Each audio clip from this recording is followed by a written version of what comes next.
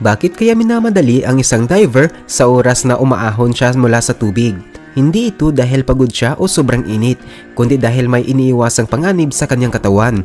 Ang mga diver ay humihinga ng compressed air na may nitrogen at sa bawat pagbaba ng humigit kumulang 33 feet, tumataas ang pressure ng isang atmosphere. Sa ganitong lalim, ang nitrogen ay pumapasok sa dugo at tissues dahil sa pressure. May simpleng halimbawa nito. Kapag ang isang sample ay inilagay sa mataas na pressure, maaaring magbago ang laman nito. Kapag masyado mabilis ang pag-ahon mula sa malalim na tubig, ang mga bula na ito ay maaaring makaapekto sa daloy ng dugo at nerves, kaya nagiging mapanganib para sa kalusugan. Kaya pag-ahon ng diver, agad siyang inilalagay sa espesyal na chamber kung saan dahan-dahang binabawasan ng pressure para ligtas na makalabas ang nitrogen sa katawan. Kahit pagkatapos nito, minomonitor pa rin sila.